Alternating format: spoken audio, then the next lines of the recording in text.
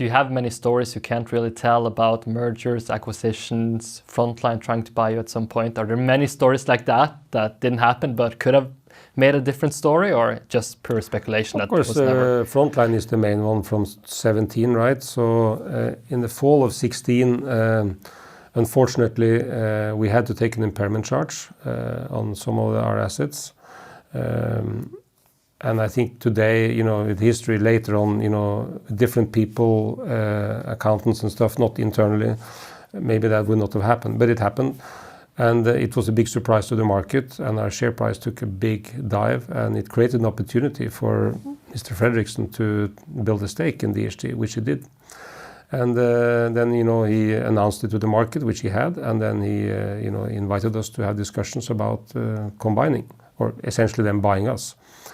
So, you know, when you're public, your company is essentially for sale 5 days a week. So we, you know, entered into negotiations with them, but it became quite quickly clear that they were not willing to pay a fair price for the company.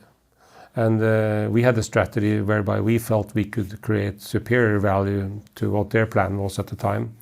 I think if you look at total shareholder return between Frontline and us since 17 to today, if I'm not wrong, I think our total shareholder return is higher than theirs. So I think we did the right thing.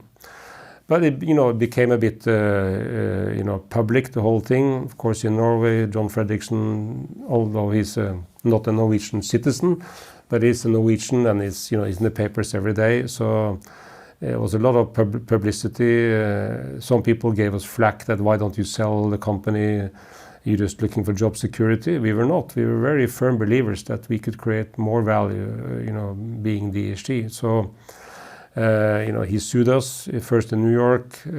He lost on all accounts. You know, the judge said, you know, there's no merit in your case. He sued us in Marshall Island. You know, he also lost, and so. Does that have an impact, or do you just get on with business? You know, it kept you busy for sure. You know, this was like 24/7, right? The whole thing going on, and so it kept us busy. In a way, in hindsight, it's also a great learning experience, right? And I don't think you know, we did the wrong thing in focusing on staying independent. There's always some small things you could have done differently through this process, but you know, it was a great learning experience about being, in a way, exposed as you can be in the capital markets. So you know, it also, in a way, it enabled us to execute on the opportunity with BW, because that was an opportunity that has sort of softly, I would say, been around for a couple of 3 years. We've been flirting with BW about maybe doing something together, but the stars were not sort of fully aligned.